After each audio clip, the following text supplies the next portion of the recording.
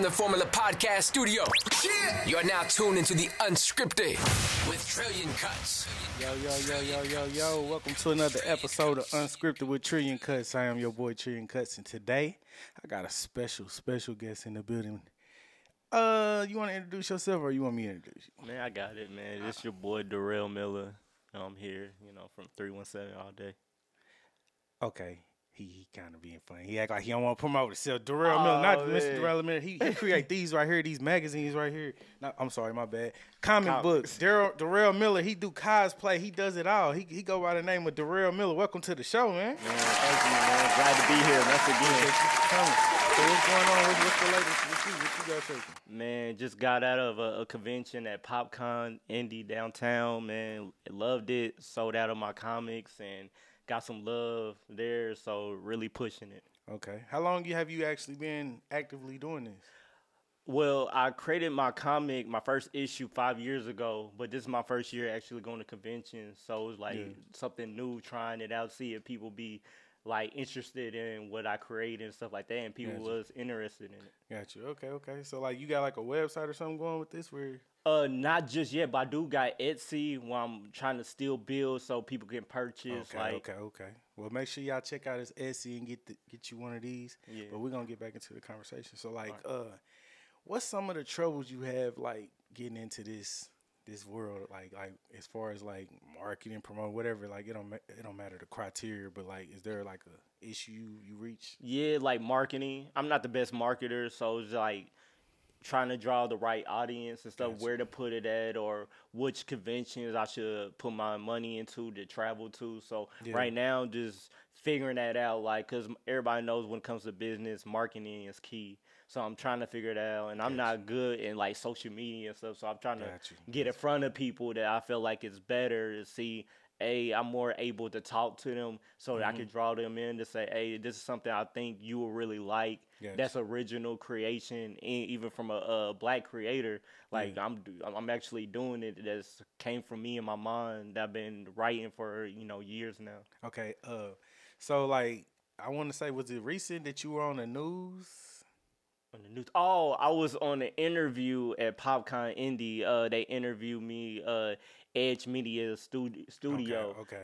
Yeah, they interviewed me about what I got going on. You know what I'm saying? Like, so like, what's the experience like for that? Like being on, when you on, was it like Channel 8 News or something like that you were on? Oh, with TV? Yeah. Like what's the experience like doing that? Man, it's really fun. I was nervous, you know what I'm saying, because it's different media than what I'm used to. Yeah. So, but me and my sister killed it, like, just to perform our song Motivation, which we did. So we just trying different things to get ourselves out there. So it was a great experience. Our friend Samantha at the time that was helping managing our company, she got us on there to get interviewed and stuff. So it's like okay, you got like a manager type situation. It's like they can't just, like an artist, for instance, like an up and coming artist that's trying to get their music heard, say they doing positive things and they want to get heard on their platform.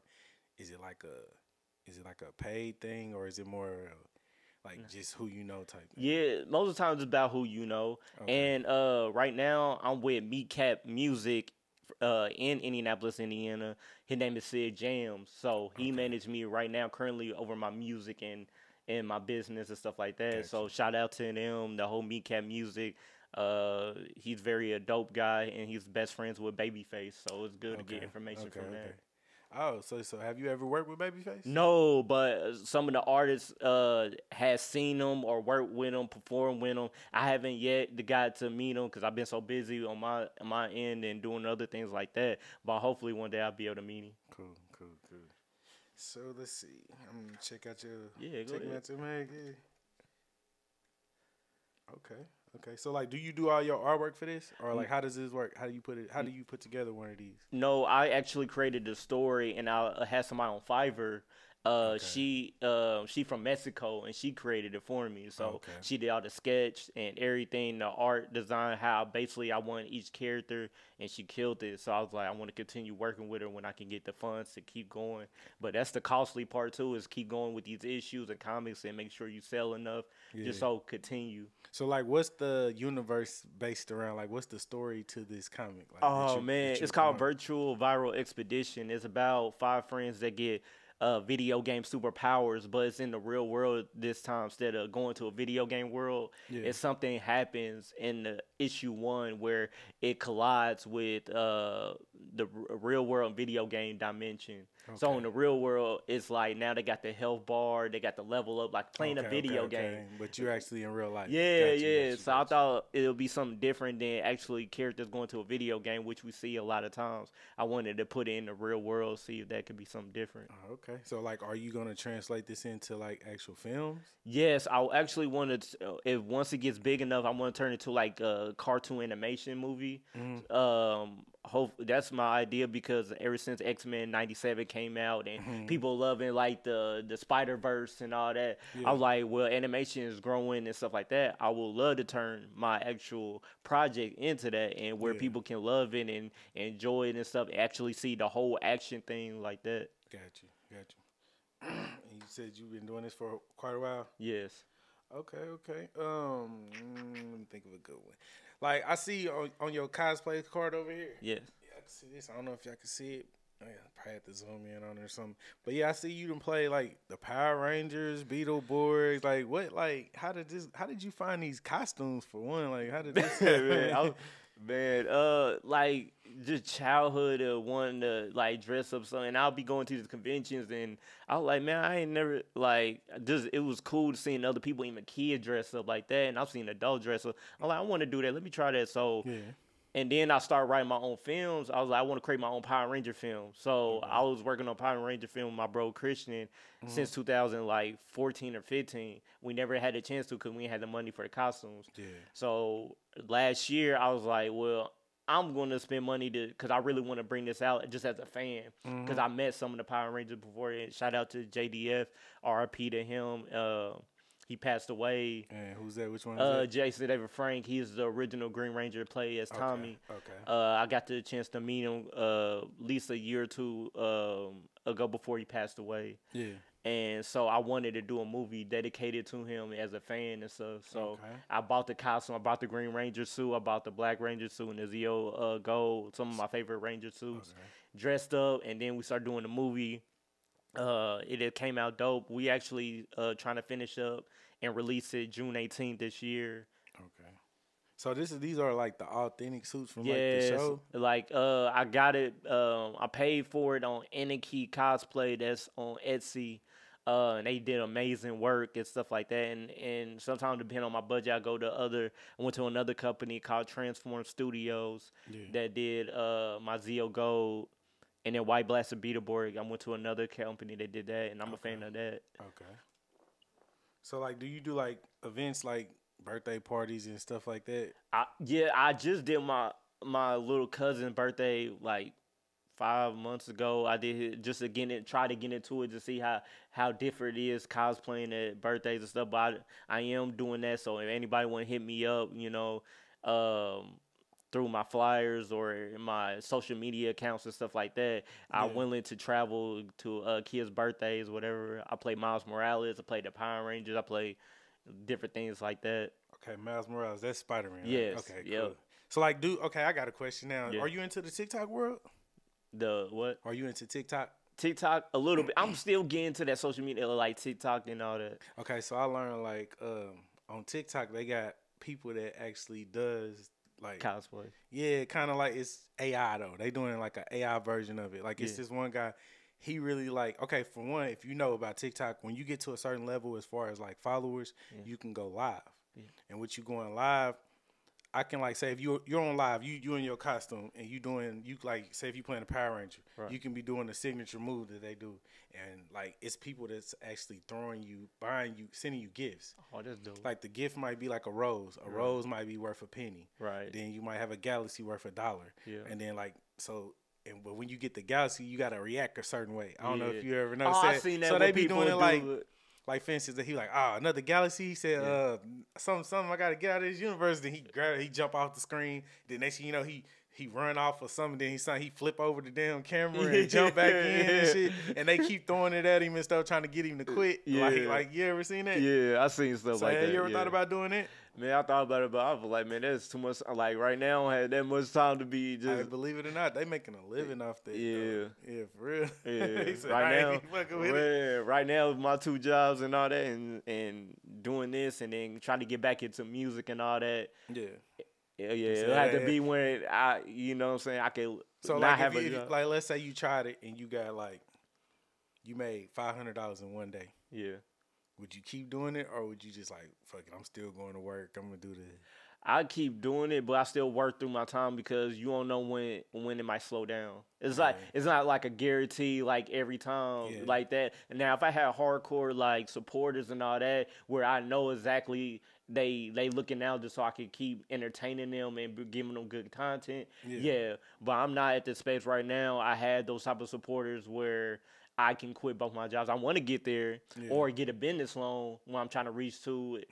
After you make a certain amount in a year, then I can focus on, providing more better content for people. Got you.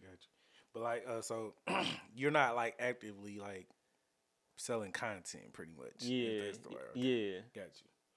Okay, let me see. You got any questions for me today? Like I ain't had no questions. What shit, like, I've been proud of you, been watching you grow with this company, stuff like that. What has been the, I guess, most difficult transition for you? Because I know you produce, you was an artist. I mean, shit, really the hardest part about doing all this is like when you do it by yourself. Yeah. That's it. You got to do it by yourself. And it ain't that you want to do it. It's like you want a team, you want people there, but if you ain't got, I won't say the right people. If you ain't got the people that's right for the job, a certain job to do, then it's not gonna translate. It's not gonna make sense. Pretty much. Like right now, I'm working on putting together sponsorship packages. Right. And you purchased the sponsorship package, didn't you? I think so. I believe, yeah. But yeah, like I'm trying to get the sponsorship packages going and stuff like that. So it's pretty much a task, and it's like I got to do everything myself because like not only am I working on this, I'm doing music, right? I'm DJing events. I got a clothing brand, like so it's like I'm doing a lot, like you doing a lot, and I can honestly say like usually like I said the last episode I waited. I came out in the beginning and said it, but usually I wait till the end of the episode and present people with stuff. And I see you've been doing this for a long, long time, like the acting and all. Like I've been seeing your clips online for a minute, so I don't understand when you say you don't have an online presence. Yeah. But I can say with the work you've been putting in, I want to give you some of this right here. Oh man, thank you so much for this. Hey, this is awesome. Hey, look at this. Hey, I appreciate this. That's on behalf of my show. I appreciate you for your contribution and what you're doing to the bringing to the culture in Indianapolis, letting people see it's bigger than just hip hop and stuff like that. Like you doing a lot, so like I gotta give you your flowers. Man, thank you. I appreciate this for real, and you family, so this means a lot. Like hard work, you know what I'm saying, always pays off. And that's something I always tell people, you know what I mean? Like, even when you feel like you by yourself, like, as long as you know your goals, where you reaching, right people going to come along. Like, you going to bump into the right people. Yeah. And as long as people, and I heard this from, like, Shannon Sharp stuff, like, people have to want it way more. Like, you almost got to be obsessed with success. Yeah, and that's what I heard from him. I was like, you really do, because you can't let the foot off the gas. You can't just I take a day off, or I you know what I'm saying, or you know what I mean, or I'm gonna just play around with it. No, because you don't know when your time is coming. You don't know. Just putting a little bit more time with it fastening up your success. Speed it up the process. And it's about trial and error. Yeah. Just because you might not have got so anything like me, conventions, I'll be like, man, I'm gonna make 1,000 probably today. I'm gonna make it. No, I lost money. Like my first couple of conventions, I lost money, and then I used to live and had to spend more money to get back home or doing this. But I gained networking. Yeah. You can take something good out of it. I'm learning. I'm seeing what other merchants people like, and I'm seeing what they like, what they don't like. You got to take some good even from a loss, and then so you know what to do better next time. Yeah. You know what I mean? Yeah, I got you. I feel you. Yeah, so that's what I always tell people is like, like even me, I write down stuff. Like, you know how they say write, like we call it dream board or whatever like this. I always write, board. Vision board. Yeah. I write down like this year, my goal was reach 100,000. I might not reach 100,000. But hey, look, we on the same page. Right. I said this is my 6-figure year. You just got to keep speaking it into existence. Exactly, because you got to know. find the reason, find that. Well, Yeah, find that thing. You know what I mean? yeah. You got to figure out what it is that's gonna get you there. Yeah. Like me, like right now, recently, I got some new clothing that I'm about to launch on my website. I got an album I'm about to drop. I got it's like everything is aligning itself. I have a documentary that I got that's documenting my childhood. Right. And it's like, so yeah, it's like I feel like I'm doing it, but then I be getting to the point where it be like, am I doing this shit wrong? Do I need to stop? Like, then it just be like, nah, keep going. Fuck it. Like, and you be down like, I'm like, man, I got $300 left in my account. Right. I mean, I don't count my business account, but like my personal account. Yeah. I'm like, I got $300 left. I'm not doing the club shit no more. I'm like, unless I'm getting paid to be there, or it makes sense. If I might go to a bar, shoot some pool or something. Yeah. But I ain't doing the club, so it's like, I got $300, or I got $400, whatever, however much I got. I'm like, shit, I need to figure out a way to make this money make money for me. So shit, I just been investing, like buying different stuff. Like, I'm sure this is all investment. Yeah, it didn't just land in your lap. Then nobody just give it to you. Boy, it's a lot of investment. But see, people don't understand that part of the game though. Yeah. Like, but I got a question for you as a business person. Right. Like, how do you manage your money? Like, is it? Do you find it hard to manage money? Like when you making cash, or like, for instance, like if I purchase all this right here, right? Are you just gonna go jack it off on food and you know like how do you manage it to keep it going? I always write in this. I got to shout my ex-girlfriend now, China Mentor, because she helped me learn how to organize. That's me throughout the years, like watching her how she organized. But I write everything down. Mm-hmm. So when I get paid, what I need to spend it on from my bills, all that, from rent, you know what I mean? How much money I got saved for, spending off of food or whatever. So you write down all your expenses. All my expenses down. So I know what extra I had to play with, or what do I have to just put back in my business. Most of my money I put back in my business. I feed my business more I feed myself. Yeah. That's the one thing they tell you.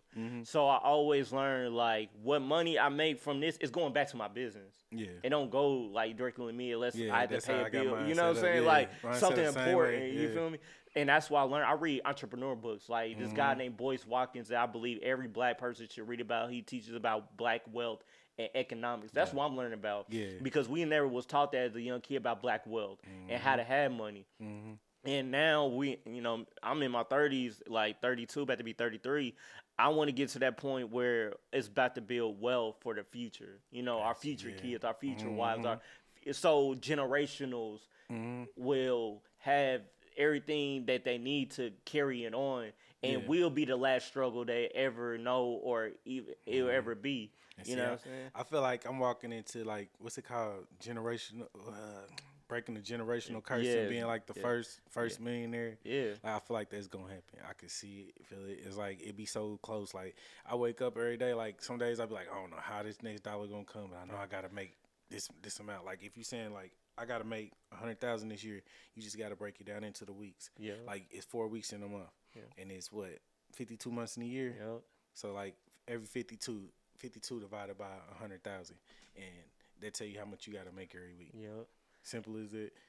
I mean, everybody's not good with numbers. I can do that shit quick because I'm real good. I always been good with numbers. So it's like that ain't the hard part. It's just like really execution. Yeah, execution. Nah, it ain't even that. I wouldn't say that. I'll say it's more like my weakness is like social media. Yeah, mine too. I'm so like, I feel like I'm in real life. I don't need to be on social media, but social media is the new real life. I'm starting to learn that. That's why I'm starting to post more content. Like, and I'm trying to get into it, but I just can't. I ain't consistent with that part. But everything else, like, I know how to do everything else. It's nothing. Yeah, it felt like when I'm doing social media, either I feel like I'm like posting the same content, even though it be different sometimes, or it's like I'm wasting time of my life sometimes, because I just post my business stuff, so you don't get too much personal. I don't put personal stuff. It's not my therapy. Like I got other stuff for my therapy. I just listen to music or I walk or you know what I'm saying. So I don't use it just to make statuses or whatever. I try to just business or what we doing, where I'm traveling to, who new networking person I work with, or who I'm supporting at the time. Like that's just me. So I guess some people want to get more personal with you to see who you are, but I don't like to put my personal out there like that. Like that's something personally we can connect and vibe with than me posting on there type stuff. You feel me? Like I like to see people. Like if you my supporter, I want to contact you. I want to sign the art. Like that's the dope part. Like I get to sign my comics sometimes or my prints because you right there supporting me. I get to talk. We have conversations. People come to my table. We have long conversations or conversations about whatever, like anime or whatever thing we got, like in common. And we just have, and that's cool because I'm building a relationship with people that's eventually gonna keep supporting me. Okay, so you said you met like some of the original Power Ranger characters. Yes. Like with them, do they like are they really like into that, or are they just doing it for the act? Like they just getting paid to act, or are they really like into comics, into all of the actual? Some do. I ain't gonna say names or whatever. Like I could tell like some because they way older that it's like they don't want to be just known as a Power Ranger actor. Like they want to do other things. Yeah. So it's like a stigma thing. Like I don't want to just be known, even though I appreciate people supporting because it's their childhood. Yeah. But they want to grow into other things like that. So but it's like it's hard for them to break out that box. It's like kind of like a. I'm gonna just say like a little Romeo, little Bow Wow type rapper. It's hard for them to grow out of it because we grew up with about some street stuff because we watch you grow up on TV type thing. Like, I got you. And it's like with me, like when it comes to acting, so I don't want to be stuck in one type of. That's why I tell people, even actors, actresses, especially us as Black people, don't get stuck in stereotypical roles because you might just get stuck in there, you know what I'm saying? You might not be able to get out, even though you're talented, even though you can do other things, but you keep getting those same type of roles or keep doing them, that's all what most people gonna see. Even though you could be great at it, you don't want to just be stuck in that. Like you want to try different, and that's why I try to, when I make films, even though it could be nerdy or whatever like that, I try to get them out of that stereotypical role just so they can show different talents. Gotcha. It's that I could play different characters. I can get to the sci-fi. I could get to the Lord of the Rings, Game of Thrones, or I could do whatever is popular, pop culture, or that's making billions of dollars. We could be in that club. And that's me as a director, I'm trying to do. I was like, we need more African-American directors to make that $1 billion, not just a Tyler Perry, but really a film that makes $1 billion. Well, no African-American has made $1 billion film, if you think about it. Like a movie that grows domestically or even worldwide. At the same time, it's like, how do you get the Black community to support that? Like, like for instance, like Friday, that movie, it was like they shot it with what was it, $500,000 or $1 million? And it grossed way more than what they made, but they only got paid like $5,000 in it. Like so, like, how do you get the? Okay, well, I know it's a press run thing, right? So you got to go to city and be on these podcasts, be on shows promoting your movie and everything you got going. But is there another way? Like, you think so? Yeah, I think like me learning conventions. That's why I learned like these actors and all that. Like they go on these conventions, wherever type of movie you making. You got to get out to the people, you know what I'm saying? And what I learned is Black people show can support because we went to see Black Panther. Yeah. We went and drove to see that. Now everybody, Wakanda outfits, everybody don't even know nothing about Black Panther. Yeah. But they went because it represents something great and for our community, which it did. So that means, if we could do that once, we could do it again. Now it's just about the project. But you gotta think they had Marvel behind them, and they probably had a big budget behind them. Like, I don't know if people understand. Like, money can move some things. Yeah. Like money can move some things that like natural talent can't. Right. And I understand that, but I also believe in the genres we put ourselves. I think Black directors and writers, producers, we keep aligning ourselves with either keep with the slave movies, keep with these the same hood, that don't generate a lot of money. It could generate some money to get another film, but I'm talking about hitting that over $600 million. Gross or whatever like that. We haven't tapped into that at all. Yeah. And it's about genres. You got to tap into not only things was popular, but original, but what universal everybody can feel like they could be a part of. Because when we keep tapping into the same victimized stuff that we've been going through with so many years, a lot of people ain't gonna buy it. Even some black people don't want to keep seeing that. You feel me? Like same old story. Yeah, we show some good black people. That's one thing I respect about Bill Cosby. No matter what you say about him, he put black people in a good light. No matter what, you know, we had a different world, which I love. You had Cosby shows. You had any project he showed black people in a good light to say, dang, why we don't have movies about black billionaires that did it right way, or came from and did it the right way, or a black family that did it right. They came up together. So like that's the stuff we need more. And then but the hard part about that is we in a society where positivity don't resonate. Nah, it don't resonate, like especially with the social media. Right. Where, like if me and you was beefing and we went online and start going at each other, we get making songs, views. we getting hella views. Right. We get more views than we would get sales off our own, like doing positive shit. Like my clothing brand is a positive thing. Inspire, motivate, accomplish, and grind. Right. Most people call it IMAG, but it's IMAG. It's all acronym. Yeah. It's all letters. Right. But yeah, it is what it is. But like that's what I'm saying. Like with it moves. Don't get me wrong. People buy it, but it's more. I got more like family that buy my shit. Like I got,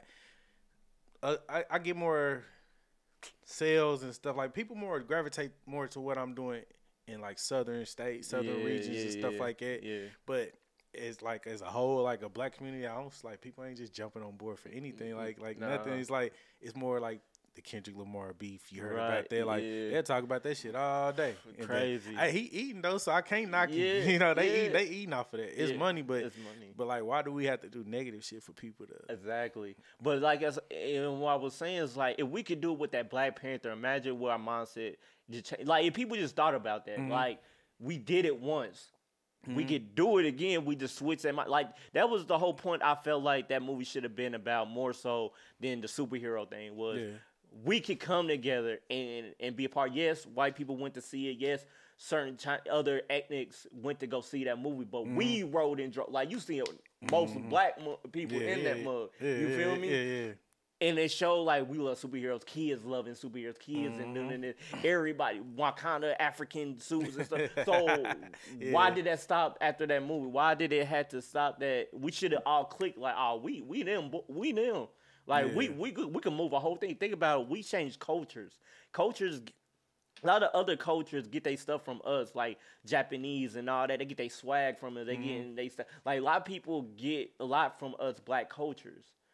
But they see our worth. They know how valuable we are. We make anything fashionable. We make anything pop. Nike, Jordan, whatever. We make that stuff pop. Why we can't see that with our own businesses or with ourselves or other things as valuable? Yeah, I mean, but at the same time, like even like as creators, it's a lot of creators that don't want to invest in themselves. Some of them think that it's just like I gotta have talent. That's all I need. Nah, like, you need more than talent unless you know somebody with a big name that's ready to put some money behind you. But even then, they not coming unless they hear about you. Right. If they didn't heard about you, then they gonna check you out. Like, cause at first, like if you listen to, I read Jay Prince's book, The Art and Science of Respect, where he's talking about like for instance Drake, the Drake scenario. When he first heard about Drake, he wasn't impressed with him. He was like, this nigga singing, what the fuck is this? Like, this ain't hip hop. Like, that's because he grew up in the Ghetto Boys and he liked the gangster music pretty much. Right. But then his son was like, nah, this the new wave. He about to be the next thing. So he went and set up a deal and everything. Next thing you know, Drake blew the fuck up. And now he's like one of the top artists of all time. You know. And it's about believing in somebody seeing something. And it is about us seeing like the future, not just what's current, like what is gonna be that shake, like what's gonna change something. And that's what most people I think buy into. They buy into is the potential. Yeah.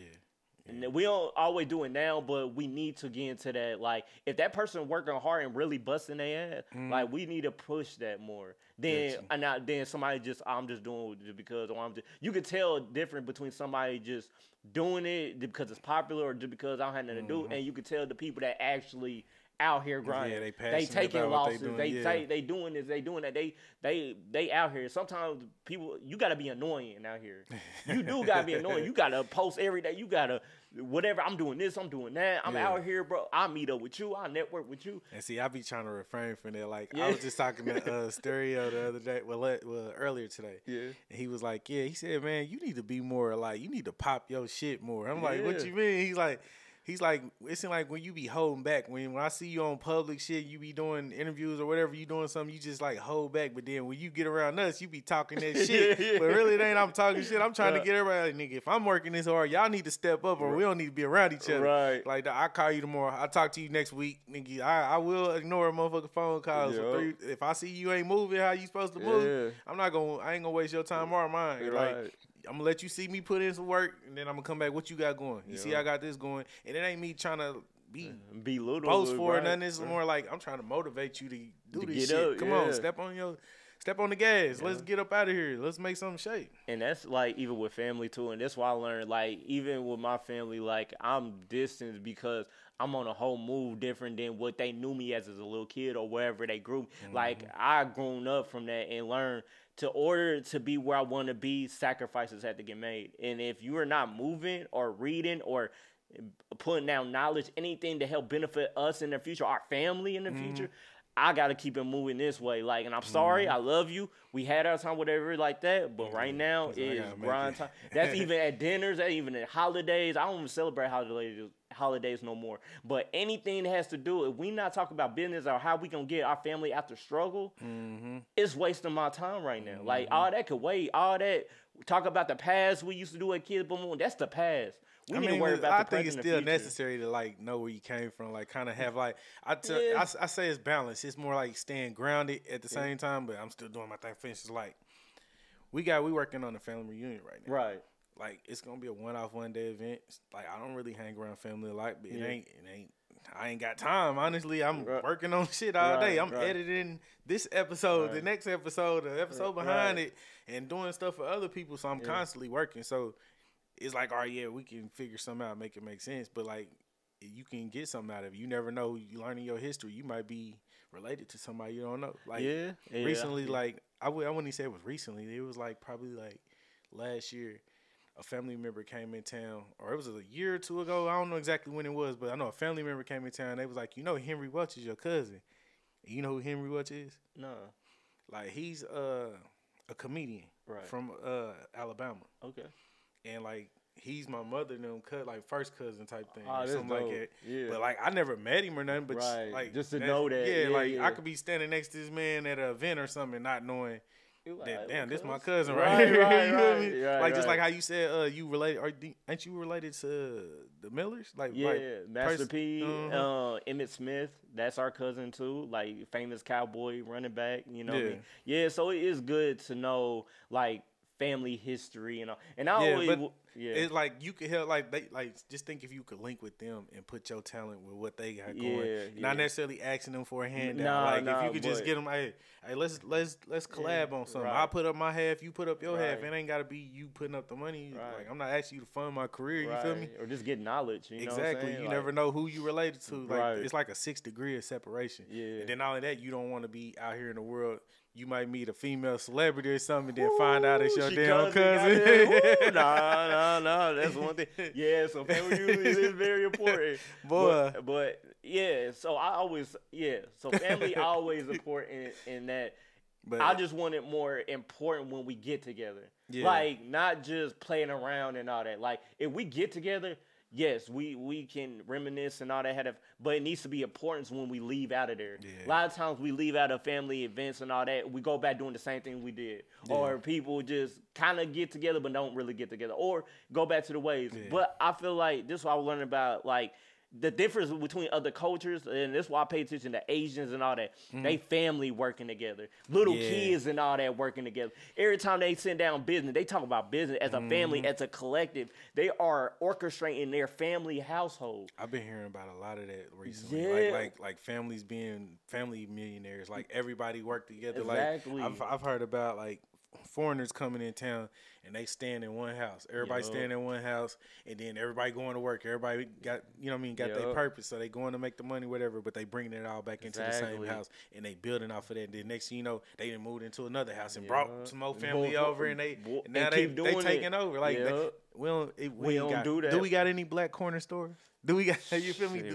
We can't stand each other most of the time. Like, we can't wait to kick somebody out the house once they 15, 16. You feel me? We came from no family. Like, man, I get tired of you at this age. But we leave with no knowledge, man, how to take care of ourselves when it hurts, or how to sit together to build on income, like the Latinos, the Asian. All these other cultures are winning because they know the family dynamic and understand the empowerment. We look at it like, once you're on your own, you're on your own. I struggle, you need to struggle. And that's the bad way to look at it. Because you struggled on me, I had to struggle. And don't mean, you know, I got to go through your shit because you went through your shit. You know what I'm saying? Like, no, you should go to your shit so I don't have to go to your shit. And that's one thing I can say from my mother and father. What they went through, they kept me and my brothers and stuff like that away, or my other siblings, like, away from, even though we kind of was hard-headed at the time and still didn't have guidance on how to take it to a next level. And I'm just finding this out like, dang, if I knew what I knew back then, I really would have had money because, you know what I mean? I wasn't struggling in the hood, you know, like that. My other family was, but I was okay. Like, I wasn't poor or nothing like that. I had fly gear. My mom took. Dad had not, you know, did things like that. I wish if I would have known what I had then, I'd be a beast right now. Yeah. I mean, but shit, you here for a reason. Yeah, and I learned that like, for when my kids. Because, like, only loser is the one person that quit. Yep. Real talk. Yep. Only loser is the person that quit. Yep. Straight up, like, and you still pushing.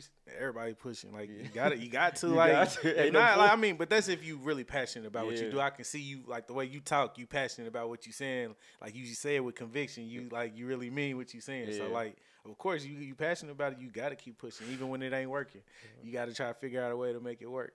Like, simple as that. And like I said, everything is about relationships and networking. That's one thing I always found out. It's all about who you know, not what you know or the money you got. That person you meet and bump or just believes in you. Hey, come on, you know what I'm saying? They take it just like my mentor. I didn't know who I was gonna be. I didn't know I was gonna be in business. I didn't know I was gonna do this. African guy from France and stuff like that. He did a modeling talent agency downtown. And I was like, man, you know, music ain't going right for me right now. Anything, I don't have nothing else to do. Let me try this modeling thing just to try it. And he took me under his wing, and he told me, I'm going to teach you about the business. You've been coming downtown faithfully, trying to help me out, and loyalty and all that type of stuff. I'm going to teach you this. And I started reading books. I started getting to the library. That's why I knew it was real, like, because I ain't used to read like that or just, like, dove my head into other knowledge besides, like, music or whatever. But when I got into that business realm, I was like, everything started clicking. Things started changing. Started meeting people. People started respecting me more. And that's when you knew, it was like, hold on, something changing. Like, good, like that good feeling. You like, I'm vibing with it. I liking this.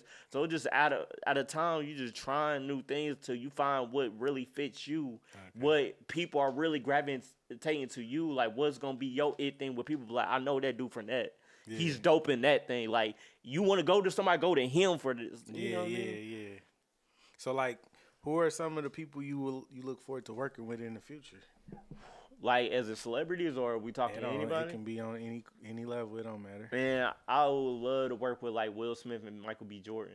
Those are the two, if celebrity-wise. Hey, that's crazy, because, like, my last episode, I was asking some DJs, like, who was your, like, who would you like to battle? Because it was a battle league. Yeah. And it was like, who would you choose, if you could choose any celebrity or any DJ, period, who would you want to go up against? Or, and, you know, like, shit like it. So they was like, they chose Jazzy Jeff, and you just said Will Smith. I was like, what's going on here? I mean, he's still doing it to this day. They still performing and everything. And just to see him grow, like, and I can recognize, like, with Will, from a rapper, like a clean rapper, because I am a clean rapper, to a actor, to now produce and stuff like that. I see a lot of myself in him, not just as a fan, just personally and stuff like that. And then Michael B. Jordan, I watch him grow since not even just Hard Barber, but The Wire and all these other shows, you know, Hardball when he was real little and stuff like that. To watch him grow, and then I love and respect about Michael B. Jordan. He tries different type of films. He don't get in the stereotypical films and stuff like that. He tries the sci-fis. He tries the Marvel. You know, the Black Panther. He was in that as a like he shows like I could do this. But I'm gonna show you my range, and I'm doing creeds and all this.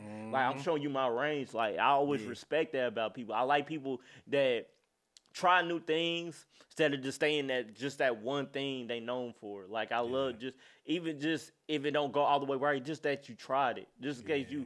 That's why I like Will Smith. He did Disney, even though people hated. Oh, he can't be the genie.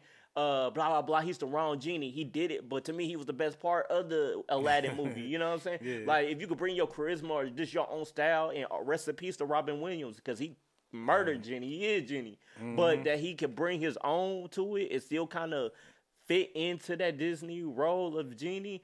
I thought that was dope. Like sometimes you got not listen to naysayers and all that. You gotta try it yourself and see. Put your blinders on. Just keep pushing. Keep it pushing. Yeah. Well, we pressed for time right now. We have 40 minutes, but it's been another episode of I was about to say Legit Hustle. Oh, my bad. It's been it's been another episode of Unscripted with Tree and Cuts, and DaRell Miller was in the building in case you didn't know. But you want to let them know where they can find you at? Yeah, you can find me at official DaRell 317. That's on Instagram, TikTok. You can find me on Facebook at cosplay DaRell the cosplayer. And Facebook, DaRell Miller. You will find my pictures everywhere.